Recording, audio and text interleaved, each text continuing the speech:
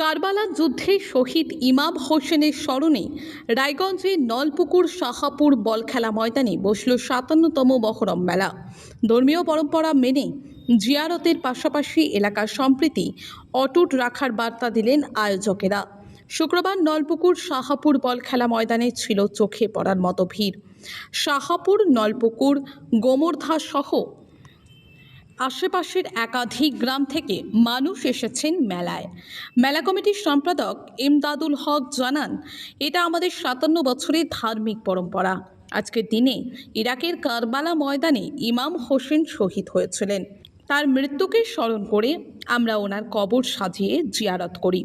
সেই উপলক্ষেই এই মেলা। আমাদের এলাকায় হিন্দু মুসলিম যেভাবে মিলেমিশে আছি, সেই সম্প্রীতি যেন চিরদিন থাকে। আমরা সবাই যেন একসাথে থাকি, সেটাই সবার কাছে অনুরোধ। এই মেলা পরিচালনার মূল দায়িত্বে আছেন সভাপতি আহসানুল হক, সম্পাদক ইমদাদুল হক ও কোষাধ্যক্ষ মালেক আলম। তাদের সঙ্গে রয়েছেন প্রায় ৪৫ জন ভলেন্টিয়ার। মহরম মানে শোকের দিন, ইমাম হোসেনের আত্মত্যাগের দিন। ওনার আদর্শ মেনে আমরা শান্তি ও ভ্রাতৃত্বের বার্তা দিতে চাই। এই মেলা তারই প্রতীক।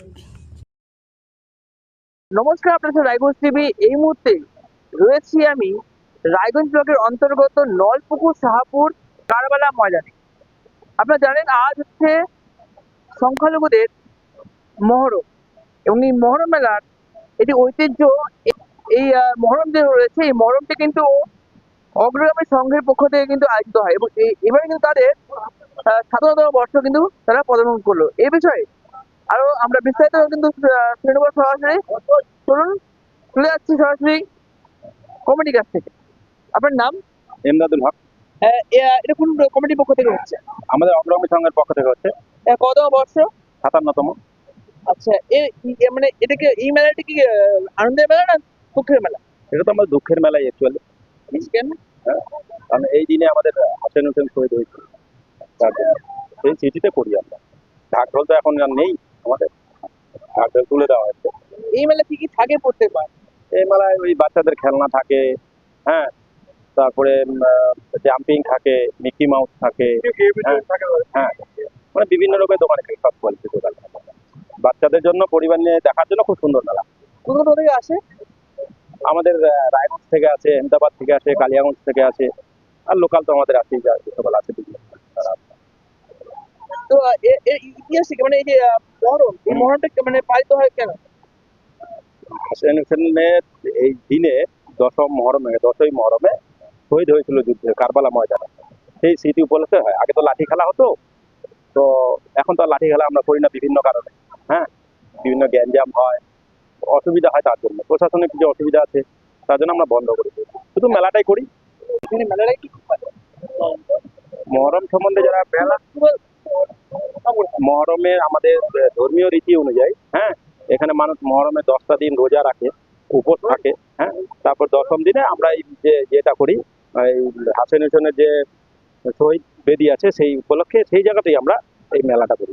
যেমন আমাদের এটা হচ্ছে কারবালা মাঠ, ঠিক আছে।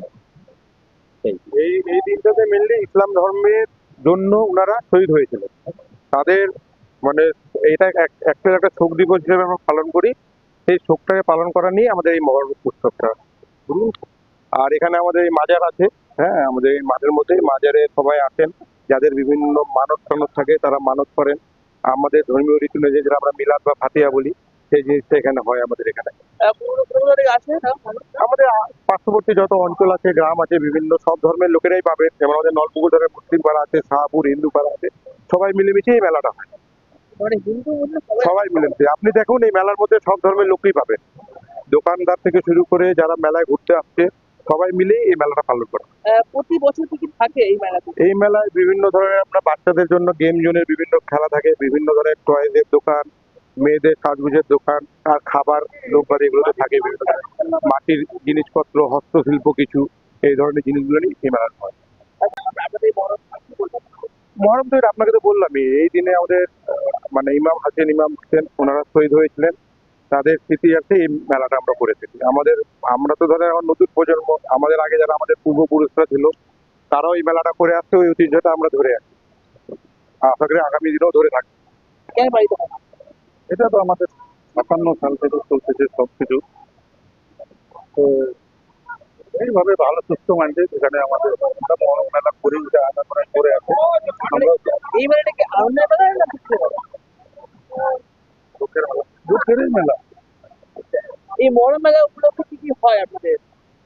আমাদের আগে তো হতো মহরম মেলা, মনে করো ধরো লাঠিয়ারি খেলতে আসো, আমরা সেটাও বন্ধ করতে এখন যেটা সংবিধানে আমরা জং টং করে মুখ দিয়ে কথা বলে যা বলার সেইটাই, জং করে মুখ দিয়ে।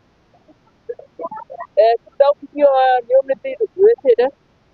এটা ডিজে ডিজে লাঠিয়ারি অন্য মহরম কিছু। মেলা উপলক্ষে আপনারা মানে মহরম উপলক্ষে আমরা কি কি করেন, মানে যে নিয়মটা যে রয়েছে, কি কি আমরা এখানে আছে ওই যে মানত করে, মানুষ মানত করে সেদিন উঠাই। সাহায্য করে থাকি? হ্যাঁ এটাই নিয়ে নিয়ে 2 দিন রোজা থাকে।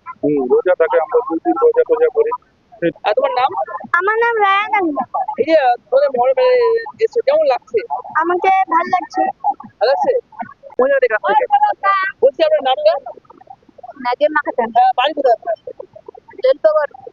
এই মহরম মেলায় আসছেন, কেমন লাগছে? ভালো। ভালো লাগছে? আপনারা দেখতে পেলেন এই অঞ্চলের এই গ্রামের সেই মহরম মেলা। আমরা তুলে দিলাম সরাসরি রায়গঞ্জ টিভি পর্দাতে। রায়গঞ্জ থেকে গৌরব রাজ্য, রায়গঞ্জ টিভি।